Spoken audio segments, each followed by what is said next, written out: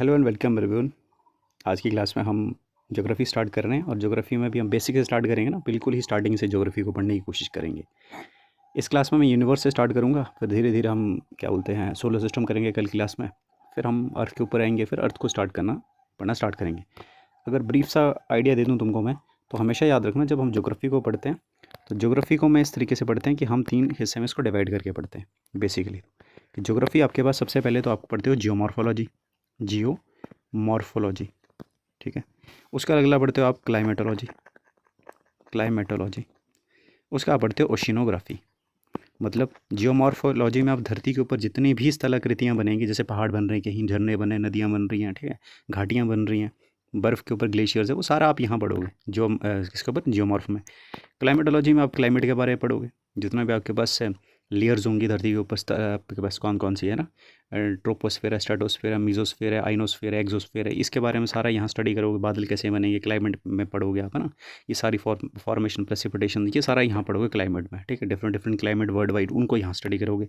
Oceanography में आप basically जितनी आपके पास ना धरती के ऊपर बेसिकली फीचर्स हैं, हम बेसिकली देखते हैं कि धरती के ऊपर बहुत बड़े बड़े पहाड़ हैं, ठीक है, हम ये देखते हैं। लेकिन एक्चुअल में सबसे बड़ी जो स्थलाकृति की बात करूँ मैं, टोटल धरती के ऊपर आकृति की बात करूँ, जो सबसे बड़ा जो लैंड फॉर्म है ना बेसिकली, वो आपका समुद्र के बना हुआ है।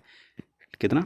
70,000 किलोमीटर के आसपास है भाई। मिड ओशनिक, MOR बोलते हैं इसको, मिड ओशनिक रिज। आएंगे इस पे भी, है ना। तो इसको ओशिनोग्राफी में पढ़ते हैं कि समुद्र के आपके पास बहुत बड़े प्लेन्स हैं, ट्रेंचेस बनती हैं समुद्र के अंदर। ये सारी समुद्र के अंदर बहुत बड़े मैदान है, बताया जैसे कि मैंने ना। समुद्र के अंदर भी पहाड़ हैं, ठीक है। ये सारा हम पढ़ेंगे, रिजेस है बेसिकली, ये सारा पढ़ेंगे हम इसको ओशिनोग्राफी में। तो आज की क्लास में तो बेसिकली हम करेंगे क्या, यूनिवर्स के बारे में पढ़ेंगे, क्योंकि बेसिकली यूनिवर्स को समझने के लिए इसलिए पढ़ाते हैं बेसिकली यूनिवर्स को, ताकि तुमको जियोमॉर्फोलॉजी समझ आ सके, है ना जी। तो जियोमॉर्फोलॉजी को पढ़ने के लिए आपको यूनिवर्स पढ़ना बहुत ज़रूरी है, क्योंकि यूनिवर्स से आपको पहले पता लगेगा यूनिवर्स क्रिएट कैसे हुआ, फिर धरती कैसे बनी, फिर धरती के ऊपर जो चीज़ें बनेंगी वो तो बात की बात है ना। बेसिकली पता लगे पहले धरती कैसे बन रही है, ठीक है, हम है कहाँ पे, सारी चीज़ें वहाँ से आपको ड्राइव करने में हेल्प होगी। और फाइनली फिर तुम धरती के ऊपर जो चीज़ें होंगी बनेंगी वो आसानी से समझ सकते हैं हम लोग। क्लियर है? चलिए जी, आज की क्लास में मैं ब्रह्मांड से स्टार्ट करूँगा। ब्रह्मांड की उत्पत्ति से स्टार्ट करता है कि बेसिकली आपका ब्रह्मांड बना कैसे। चलो, मेरे को आपके दिमाग में एक आना चाहिए प्रश्न कि बेसिकली आपका ब्रह्मांड बन कैसे रहा है। तो यार, ब्रह्मांड के बनने के लिए ना, ठीक है, हमको थोड़ा सा दूर जाना पड़ेगा। कुछ भी नहीं है, देखो, नथिंगनेस है, खाली, बिल्कुल नथिंगनेस से एवरीथिंग की तरफ चलेंगे हमसे ना। क्या करेंगे, नथिंगनेस से सो बहुत कुछ है ना, एवरीथिंग की तरफ चलेंगे। पहले नथिंगनेस, बिल्कुल कुछ नहीं था क्या, एक बहुत ही छोटा सा, ये दिख रहा तुमको, दिस मच, इतना छोटा सा क्या था, ये तो बहुत ज़्यादा हो गया भाई, इतना सा बेसिकली। सारा इरेज करना पड़ेगा, रुको, इस पॉइंट को भी इरेज करता हूँ। बस ये देखना, ये लगाया मैंने रेड, देखा ये पॉइंट, ये वाला, हाँ, इतना छोटा सा एक पार्टिकल हुआ करता था। अब बात कितने टाइम पहले की है, बात है दोस्तों ये 13.7 बिलियंस, ठीक है, ध्यान से देखना इसको, 13.7 बिलियंस ईयर एगो की बात है। हुआ ये कि 13.7 बिलियन साल पहले इस छोटे से पार्टिकल में क्या हुआ, इस छोटे से पार्टिकल में हो गया ब्लास्ट। क्या हो गया इसका, इसमें हो ब्लास्ट, ये फट गया। जब ये फटा तो इससे निकली बहुत सी गैसेस, बहुत से इससे निकला मैटर, और वो उसने बाहर को फैलना स्टार्ट कर दिया। ऐसे फैल गया ना वो, पहले तो यही था छोटा सा। अब ये फटा क्यों, देखो यार, ऐसा माना जाता है कि ये बहुत ही छोटा सा पार्टिकल जो था, इसके पास बहुत ज़्यादा मास था, इसकी डेंसिटी बहुत ज़्यादा थी, इसके पास बहुत ज़्यादा एनर्जी थी। इतनी एनर्जी थी कि क्या हुआ, इसमें एकदम से ब्लास्ट कर गया। जैसे ही ब्लास्ट किया तो इससे निकला बहुत सा मटेरियल, गैसेस निकली, वो बाहर की तरफ फैलना, डस्ट पार्टिकल वो सारे बाहर की तरफ फैलना स्टार्ट कर दिए। और इसी फैलाव से क्या हुआ, बड़ी बड़ी गैसेज जो थी बाहर की तरफ निकली, और इसी से क्रिएट क्या होता आपका यूनिवर्स। किसका जन्म हुआ, यूनिवर्स का।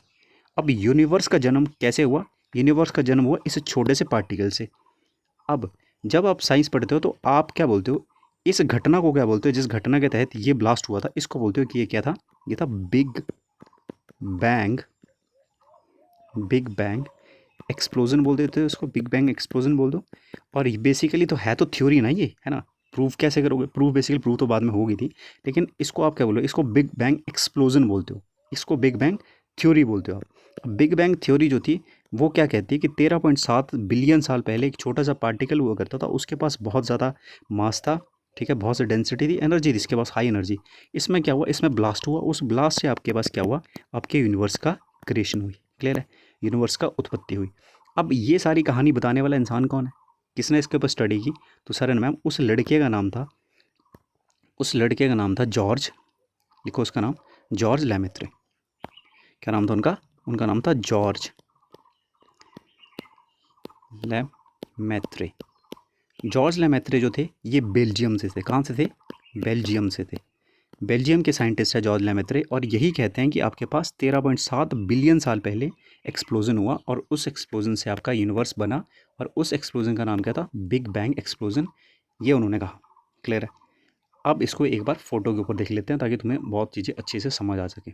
ये देखिए, एक्चुअल में ये टुडे नहीं है, ठीक है, उल्टा बन गया ये,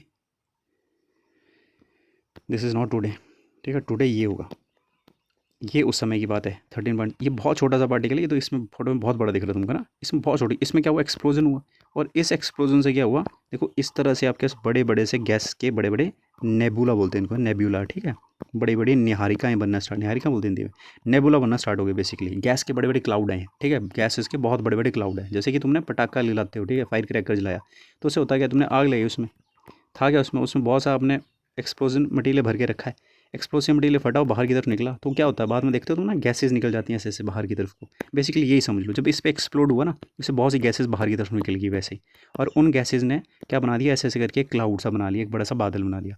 और उस गैसेस, बादल नहीं बोलेंगे ना उसको, उसको बोलेंगे नेबुला। क्या बोलेंगे उसको? नेब्यूला, निहारिका बोलते शायद हिंदी में इसको, नेब्यूला। अब ये नेबुला ओवर द टाइम ऐसे घूमता रहा घूमता रहा घूमता रहा, ठीक है, ग्रेविटी के कारण घूमता रहा। अब इसमें भी क्या हुआ? घूमने से क्या हुआ? इसमें भारी चीज़ क्या होती है? ऐसे कहता है ना, इसमें जो बेसिकली ऐसे घूमता रहा तो हल्की चीज़ें इसके सेंटर में आना स्टार्ट होगी, ठीक है। हल्का क्या होता है? हाइड्रोजन, सबसे हल्का होता है हीलियम, उससे तो हाइड्रोजन और हीलियम बीच में आ गया, ठीक है, और उससे अब फिर बाद में जाकर एक्रीशन के थ्रू आपकी सोलर सिस्टम की क्रिएशन को बाद में देखेंगे।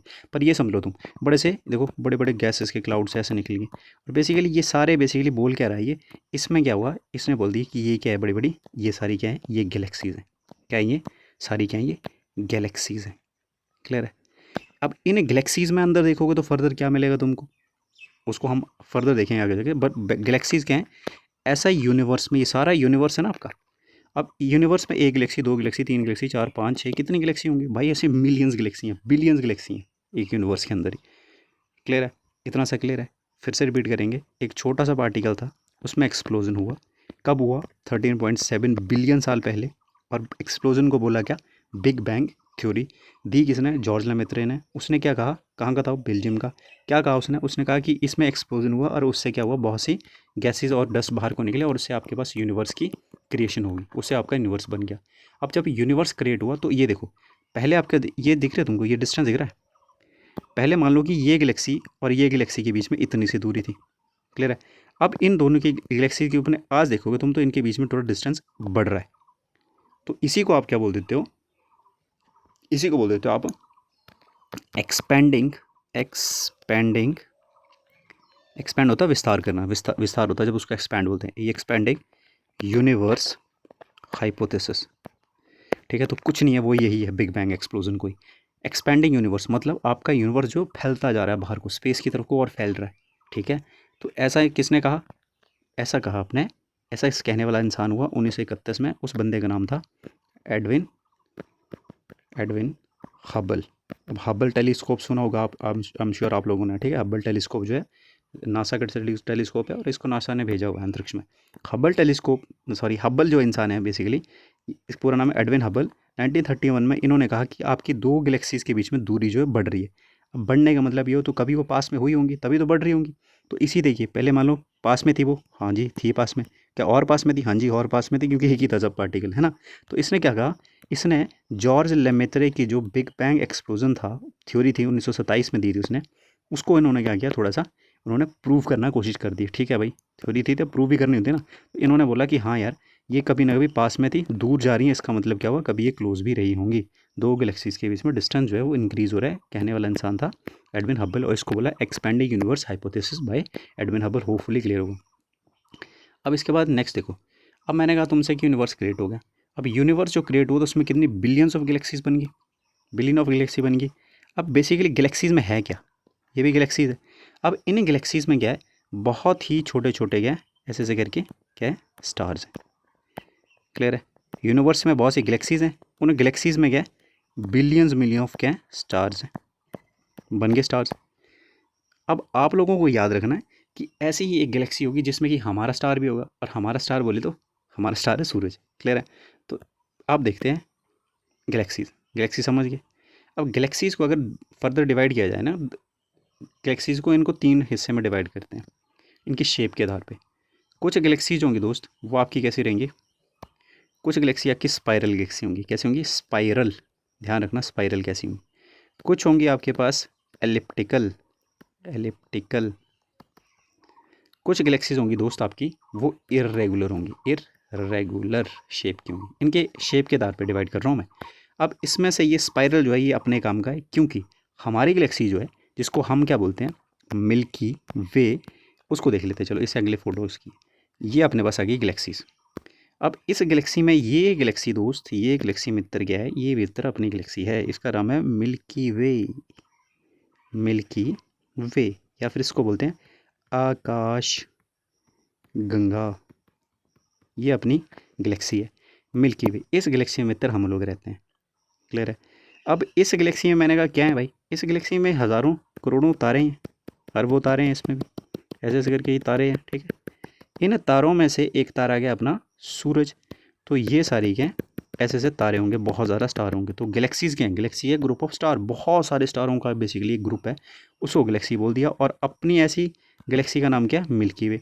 अब प्रश्न ये आता है कि आपकी मिल्की वे गैलेक्सी है किस शेप की? तो मैंने कहा तुमसे 3 शेप्स, एक इरेगुलर, एक स्पाइरल, एक एलिप्टिकल। तो अपनी देखो तुमको लग रहा है कैसी है? स्पाइरल गैलेक्सी है। तो मिल्की वे की शेप कैसी है? मिल्की वे कैसी है? एक स्पाइरल गैलेक्सी है भाई साहब। ये बात भी याद रखनी है। हम किस में रहते हैं? मिल्की वे में। अब सूरज पे आएंगे हम, ठीक है? उसके बाद देखेंगे एंड में कि हमारी एक्चुअल में औकात है क्या, हमारा एड्रेस क्या है, कॉस्मिक एड्रेस हमारा है क्या। पता होता है ना, जैसे कि तुम किसी गांव में रहते हो, पूरा एड्रेस होगा कि ये जैसे विलेज दिस, पोस्ट ऑफिस ये है ना, डिस्ट्रिक्ट तहसील ये हमारी। उसके बाद आप बोलते हो कि हम इस स्टेट से बिलोंग करते हैं, फिर इंडिया, पूरा एड्रेस होगा तुम्हारा। वैसे ही हमारा यूनिवर्स में क्या एड्रेस है ये भी देखेंगे इसके बाद, एंड में बताऊँगा मैं तुमको। और देखो ये अपने पास क्या है? मिल्की वे। अब मिल्की वे के नज़दीकी गैलेक्सी जो है उसका नाम है एंड्रोमेडा, एंड्रोमेडा।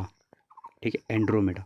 तो मिल्की वे के नज़दीकी गैलेक्सी जो है उसका क्या नाम हुआ? एंड्रोमेडा। तो ये क्या है? ये एंड्रोमेडा है, हमारी पड़ोसी गैलेक्सी, हमारे पड़ोस की गैलेक्सी है एंड्रोमेडा। क्लियर है? समझ गए मेरी बात को? हमने अभी तक क्या देखा? हमने देखा यूनिवर्स का, सबसे पहले फिर से रिपीट कर रहा हूँ, भूलना कुछ नहीं है। क्लियर है? सबसे पहले हमने देखा यूनिवर्स को। यूनिवर्स की उत्पत्ति के लिए हमने देखा कि एक छोटा सा पार्टिकल था, उसमें एक्सप्लोड हुआ, उससे क्या बहुत सी गैसेस निकली, और गैसेस से क्या हुआ? बहुत से क्लाउड्स बन गए, नेबुलस क्लाउड, या गैलेक्सी का निर्माण हुआ। कहने वाला इंसान था जॉर्ज लेमेत्रे। कहाँ का था? बेल्जियम का। कब दी? 1927 में। उसके बाद एक और बंदा है जिसका नाम है एडविन हबल। उसने बोला यूनिवर्स जो एक्सपैंड कर रहा है, एक्सपैंड जो कर रहा है यूनिवर्स, तो गैलेक्सीज के बीच में डिस्टेंस जो है इंक्रीज कर रहा है, उसको उसने यूनिवर्स की एक्सपेंडिंग हाइपोथेसिस भी कहते हैं। बिग बैंग कब हुआ? 13.7 बिलियन ईयर्स अगो। कब हुआ? 13.7 बिलियन ईयर्स अगो हुआ बिग बैंग। ठीक है? उसके बाद हमने देखी गैलेक्सी, गैलेक्सीज में भी ये देखिए अपनी गैलेक्सीज का नाम है मिल्की वे, मिल्की वे की पड़ोसी गैलेक्सी का नाम है एंड्रोमेडा। यहाँ तक क्लियर है? चलिए, अब एंड्रोमेडा जो थी उसके बाद मैंने कहा तुमको गैलेक्सीज है। अब गैलेक्सी की बातों में अगर क्या करोगे, जब तुम गैलेक्सीज को भी फर्दर ही अच्छी तरह से स्टडी करने की कोशिश कर दी तुमने, तो आपने देखा कि गैलेक्सीज के अंदर भी बहुत से क्या है? तारे हैं भाई। अगर ये मिल्की वे है तो इस मिल्की वे में भी क्या है? बिलियंस ऑफ क्या है? स्टार हैं। इन स्टार्स में भी एक तारा, ये जो तारा इसको उठाऊँ मैं, ये तारा क्या है? और ये तारा, अब ऐसे ऐसे तारे होंगे बेसिकली। इन तारों का क्या है? एक डिज़ाइन सा क्रिएट हुआ। इन तारों के समूह को मैं बोल देता हूँ कि इनको बोल देता हूँ क्या? तारा मंडल। ऐसे ऐसे अप्रॉक्सीमेट 88 तारामंडल है, ये भी याद रखना तुमने। तारों के समूह को तारामंडल कहते हैं, इनको कॉन्स्टलेशन कहते हैं। क्लियर है? कॉन्स्टिपेशन नहीं, कॉन्स्टलेशन। ठीक है? ध्यान देना, ये होता है कॉन्स्टलेशन, कॉन्स्टलेशन। क्या हुआ? तारों के समूह को क्या कह दिया? तारामंडल। तो ये भी पूछा जाता है पेपर में कि तारा, अब देख लो यार, ये तारा है लिब्रा तारा, 1 2 3 4, ये 5 6 तारों को ऐसे डिज़ाइन बना दिया, तो क्या बन गया? ये लिब्रा कॉन्स्टिलेशन होगी। ठीक है? तारामंडल हो गया। अब इसमें से ना पेपर में जो फेमस तारामंडल है वो याद रखना तुमने, उस तारामंडल को कहते हैं हम दिस। अब इसका नाम ध्यान रखना थोड़ा तुम, कि इसको बेसिकली क्या कहते हैं हम, ये जो है ये इसको बोलते हैं सप्तऋषि। अब बचपन में तुमने 6 7 में पढ़ी होगी अगर ज्योग्राफी, तो वहाँ देखा था, इसको बोलते हैं सप्तऋषि, सप्त ऋषि। क्योंकि अब ध्यान से देखना, सप्त क्यों कह रहे हैं? सप्त मतलब 7, 7। ठीक है? और वैसे इसको उर्सा मेजर बोलते हैं इंग्लिश में। ठीक है? ये कॉन्स्टलेशन इंपॉर्टेंट सबसे बड़ा है। देखो सबसे पहले 1 तारा, 2 तारा, 3 तारा, 4 तारा, 5 तारा, 6 तारा, 7 तारा। अब इनको सारा मिला के ऐसा कुछ डिज़ाइन बन गया और इसी को क्या बोल दिया हमने कि क्या है, ये सप्तऋषि है या उर्सा मेजर है। ये कॉन्स्टलेशन सबसे बड़ी है, इसको ध्यान देना, ठीक है। उर्सा मेजर पूछी जाए, उर्सा मेजर क्या है, तो ये कॉन्स्टलेशन है भाई, तारों का समूह है, इसको आप क्या बोलते हो, कॉन्स्टलेशन बोलते हो। कॉन्स्टलेशन में क्लियर होगी। चलिए नेक्स्ट तुमको क्या पढ़ते हैं, सेलेस्टियल बॉडी। अब देखो यार, जब तुमने यूनिवर्स को देखा तो आपको ऐसा तो है नहीं यूनिवर्स में सारे तारे ही मिले, ये सारे आपको क्या मिले, वैसे क्लाउड के गैसेस के क्लाउड मिले, ठीक है। कुछ तुमको क्या हुआ, अलग अलग टाइप के खगोलीय पिंड मिलते हैं। खगोलीय पिंड बेसिकली आपके अंतरिक्ष में, आपको जब अंतरिक्ष में आपने देखा तो आपको डिफरेंट टाइप की क्या मिली, सेलेस्टियल बॉडी मिली। इसमें से अगर मेरे को डिवाइड करना है, चमक के आधार पर डिवाइड करूँगा, किस पे, तो मैं 2 टाइप से, एक को बोलूँगा कि एक क्या है, एक चमकदार नहीं, नॉन ल्यूमिनस है, ल्यूमिनस, ल्यूमिनस होती है चमक, ठीक है। एक हो गए नॉन, नॉन था नहीं भाई, जो चमकेंगे नहीं, एक टाइप के वो होंगे। दूसरे होंगे ल्यूमिनस। अब चमक के लिए क्या चाहिए तुमको भाई, चमक के लिए बजट चाहिए, ठीक है। अगर चमक दम रखनी है तो बजट चाहिए। बेसिकली बजट क्या होगा, सेलेस्टियल बॉडी के केस में बजट है, मतलब तुम्हारे पास अपनी खुद की एनर्जी होनी चाहिए, खुद की लाइट होनी चाहिए, खुद का प्रकाश होना चाहिए, खुद की ऊर्जा होनी चाहिए। तो इसका मतलब ये हुआ दोस्तों कि आपके पास इस कैटेगरी में हमेशा जो तारे होंगे वही फॉल करेंगे, स्टार्स। अब स्टार क्या हुए, स्टार क्या होते हैं दोस्तों, एक बड़े से गैस के क्लाउड है बेसिकली, जिनके पास अपनी खुद की क्या है, खुद की एनर्जी है, खुद का क्या है, खुद की लाइट है। तो इनके पास अपनी एनर्जी और लाइट है, इसका मतलब ल्यूमिनस चमकेंगे, ये लोग चमकेंगे तो ये अपनी लाइट से चमकेंगे। इसका मतलब ये हुआ कि आपके पास बेसिकली ये ना, जिनके पास एनर्जी, ये चमकता तो ये भी है, क्या नाम है इसका, क्या बोलते हैं इसको, चांद। लेकिन चांद के पास अपना लाइट थोड़ी ना है, हम बचपन से पढ़ते रहे हैं, चांद किसकी लाइट यूज़ कर रहा है, चांद कर रहा है किसकी, सन की। सन से लाइट आएंगी, इसके ऊपर पड़ेगी, खुद को उसको क्या करेगा, रिफ्लेक्ट कर देगा, हम धरती पर बैठ करके देख लेंगे। वैसे ही धरती के ऊपर लाइट पड़ेगी, धरती पर रिफ्लेक्ट करती, इसके पास अपनी लाइट थोड़ी ना खुद की। तो लॉम ल्यूमिनस में जैसे कि धरती क्या है, धरती की तरह और भी है बेसिकली बहुत से खगोलीय पिंड, और धरती जो खगोलीय पिंड है इसका कॉमन नाम हमने क्या रख दिया, धरती को बोल देते हैं हम प्लैनेट है, क्लियर है। इसको ग्रह बोलते हैं, ग्रह हिंदी में, ठीक है। और ये जो बेसिकली चांद जो है इसको बोल देते हैं सैटेलाइट। सैटेलाइट का लिटिल मीनिंग क्या होता है, सैटेलाइट का मतलब होता है कि कंपेनियन, साथी। तो प्लैनेट क्या होता है, प्लैनेट का साथी क्या, सैटेलाइट, क्लियर है, समझिए मेरी बात को। स्टार के पास हमेशा क्या होगा, अपना खुद का प्रकाश होगा, खुद की लाइट होगी, तो ल्यूमिनस होगा। और नॉन ल्यूमिनस बेसिकली जिनके पास खुद की एनर्जी नहीं होगी, और प्लैनेट होंगे और सैटेलाइट होंगे। इसी के साथ साथ आपने और सुना होगा, आपने ये भी सुना होगा दोस्त कि आपने कुछ देखे होंगे एस्ट्रॉइड्स, एस्ट्रॉइड, इनको भी देख लेते चलो, फोटोज़ देखते हैं, ऐसे समझ आ जाएगा तुमको, क्लियर है। ये समझ गए खगोलीय सेलेस्टियल बॉडीज़ कितने टाइप की, ये तो समझ गए। उसके बाद ये देखो, मैंने कहा कुछ सेलेस्टियल बॉडी होंगी जिनके पास खुद की लाइट होंगी। एग्जाम्पल के तौर पे सन, स्टार बोलो इसको, सन नहीं मत बोलो स्टार, क्योंकि तो हमारा सूरज जो है एक स्टार है बेसिकली, सन तो हमने उसका नाम रखा है ना, बेसिकली वो तारा है एक, ठीक है, स्टार हो गया। उसके बाद ये क्या हो गया, ये सैटेलाइट है भाई, तो सैटेलाइट होंगे दूसरे टाइप के सेलेस्टियल बॉडी, सैटेलाइट। तीसरे टाइप के क्या होंगे, धरती है तो प्लैनेट होंगे, ठीक है। उसके साथ ये दिख रहा हो तुमको बहुत बड़ा बड़ा, इनको बोलते हैं एस्ट्रॉइड्स। क्या बोलते हैं इनको, दिखा भी एस्ट्रॉइड। एस्ट्रॉइड को बोलते हैं क्षुद्र ग्रह, क्षुद्र ग्रह। ये कुछ नहीं है बेसिकली, बहुत बड़ी बड़ी चट्टानें हैं ये, 100 किलोमीटर की बड़ी बड़ी चट्टानें हैं बेसिकली, जो कभी उनको बनना था स्टार बेसिकली क्या, प्लैनेट जैसे बन नहीं पाए बेसिकली ये, ठीक है। तो बड़ी बड़ी चट्टानें रहेगी, समझ गए मेरी बात को, तो इनको एस्ट्रॉइड बोल देते हैं। अब एस्ट्रॉइड के बाद अगला होता है मीटियोरॉइड। मीटियोरॉइड थोड़ा एस्ट्रॉइड का छोटा भाई है बेसिकली, देखो टूट के छोटा सा हिस्सा है, तो इसको मीटियोरॉइड बोल दो। लेकिन जैसे ही ये मीटियोरॉइड क्या करेगा, धरती की तरफ आना स्टार्ट करेगा, धरती की तरफ आना स्टार्ट करता है, इसको मीटियोर बोलते हैं। समझ गए मेरी बात को, मीटियोर है, धरती की तरफ आना स्टार्ट कर दिया इसने, मीटियोर। और मान लो धरती के वातावरण में घुसा ना, तब तक ये मीटियोर है। और जैसे कि धरती के वातावरण में घुसा, तो वातावरण में धरती के ऐसा कोई नहीं आ सकता है, पता है तुमको, कि धरती के वातावरण में बड़े से क्या है, प्रोटेक्शन के तौर पे क्या है अपने पास, बहुत बड़ा एनवायरनमेंट है उसका, सॉरी क्या बोलते हैं, एनवायरनमेंट बोलेंगे, नहीं एनवायरनमेंट थोड़ा बोलेंगे, एनवायरनमेंट ही बोलेंगे, ठीक है। तो धरती का क्या है, यहाँ पे बड़ा सा कंबल की बांधी धरती का वातावरण है उसकी ना, वातावरण नहीं बोलेंगे ना, हाँ, उसकी रक्षा कर रहा है। जैसे एंटर करेगा भाई, ये जलाना स्टार्ट होगा, मतलब घर्षण क्रिएट होगा। और इसके बाद अपने पास यहाँ पे क्या, हमारे पास यहाँ पे ऑक्सीजन है, और घर्षण और ऑक्सीजन मिल करके आग लगा देगी भाई, तो मीटियोर जलना स्टार्ट कर, उसको मीटियोर शार भी बोलते हो तुम कभी भी ना, तो टूटता हो तारा तुमको चमकता हो तारा दिखता कभी भी, वो वही है, मीटियोर है वो, मीटियोर शार बोलते हैं उसको। अब मान लो कि ये मीटियोर जो है वो जलना स्टार्ट कर दिया। अब ऐसा तो है नहीं कि पूरा जल जाएगा, ठीक है। मान लो कि जलते जलते जलते जलते बहुत हिस्सा जल गया, लेकिन थोड़ा सा टुकड़ा जो है इसका आकर के धरती पे गिरा। अब आप बोलोगे ऐसा होता है, हाँ भाई ऐसा होता है, धरती पे अगर गिरते हैं ये, तो जैसे ही धरती से हटाया, इसको बोलते हैं मीटियोराइट। क्या बोलते हैं इसको, मीटियोराइट। तो धरती से इम्पैक्ट कर लिया इसने, तो बन गया मीटियोराइट। तो एक बार हिंदी में बता देता हूँ कि धरती के आसपास बड़े बड़ी सेलेस्टियल बॉडीज़ हैं बेसिकली, अंत अपने पास बहुत बड़ी सेलेस्टियल बॉडी है। इसमें ग्रह हैं, सूर्य ने सॉरी स्टार हैं, अब क्या उपग्रह हैं, इनको क्या बोला, क्षुद्र ग्रह हैं। उसके बाद क्षुद्र ग्रह के बाद आपने बोला क्षुद्र ग्रह के बाद उल्का हैं, और उल्का धरती पर गिर गए तो इनको बोलते हैं उल्का पिंड। धरती पे गिर करके बन जाते हैं मीटियोराइट या फिर उल्का पिंड। उसी के साथ से एक होता है कॉमेट। कॉमेट जो है दोस्तों, इनको बोलते हैं आप धूमकेतु। ये बेसिकली बड़े से ये भी वैसे ही हैं, डस्ट के पार्टिकल हैं, और थोड़े आइस होती है इसमें, ठीक है, आइस पार्टिकल होते हैं। ये भी सन के आसपास इरेगुलर तरीके से चक्कर लगाते रहते हैं कॉमेट्स ना। अब कॉमेट जो है अजीब सी थोड़ी, मतलब जब भी इंसान ने कॉमेट को देखा, थोड़ा शक की नज़र से भी देखा, इंटरेस्टिंग भी देखा, और थोड़ा डर की भांति भी देखा इसको, क्योंकि ऐसे चक्कर लगाते रहते हैं, कभी भी आकर कहीं भी कुछ गिर सकते हैं ना। तो लास्ट टाइम हमने जो कॉमेट देखा था, कॉमेट बेसिकली 76 ईयर बाद दिखता है ये कॉमेट। उसका नाम था, बहुत फेमस है, इसको बोलते हैं हैली धूमकेतु। लिख लो इसको, हैली धूमकेतु। कॉमेट को हिंदी में धूमकेतु बोलते हैं। तो हैली कॉमेट देखा था आपको 1986 में दिखा था शायद ये, मतलब 76 ईयर बाद दिखता है। तो अब ये 2061 में दिखेगा। तो तुम लगा लो इसको सब्ट्रैक्ट करके लास्ट में कब दिखा था, 76 साल बाद दिखता है ये। और इसको अब अगली बार देखेंगे, अब जुलाई के आसपास दिखेगा ये 2061 में। क्लियर है? तब तक शायद ज़िंदा रहे तो देख लेंगे इसको, लेकिन मुश्किल है थोड़ा ठीक है। तो इसको 76 ईयर बाद दिखता है ये, तो हम तो शायद क्या देख पाएँ इसको। लेकिन हैली का धूमकेतु लास्ट टाइम कब दिखा था, इसको सब्ट्रैक्ट करके देख लो यार, ये तब दिखा था बेसिकली, है ना। बस ये 76 साल बाद दिखता है, और अगली बार कब दिखेगा, 2061 में दिखेगा बेसिकली हैलीज का धूमकेतु। तो याद रखना। और इसकी ना एक पूँछ होती है। कॉमेट का मतलब ये होता है कि इसकी थोड़ी पूँछ होती है ना। कॉमेट का लिटरल मीनिंग ये भी होता है कि ऐसा स्टार, ऐसा बेसिकली वो मटेरियल जिसकी पूँछ हो, कुछ ऐसा मीनिंग होता है इसका ग्रीक में, है ना।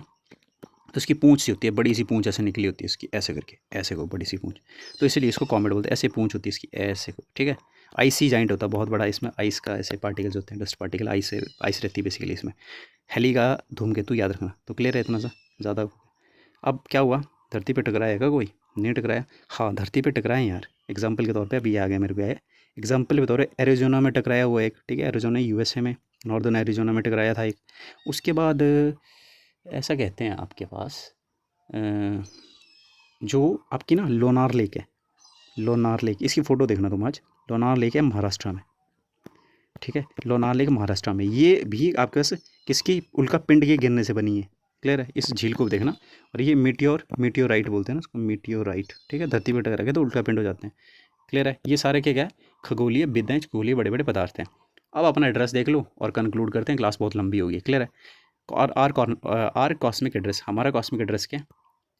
हमारा कॉस्मिक एड्रेस ही है। तुमसे अगर पूछा जाए ना कि तुम्हारा कॉस्मिक एड्रेस क्या है, तो हमने देखा जितना हम यूनिवर्स को जानते हैं उसको बोलते हैं ऑब्जर्वेबल यूनिवर्स।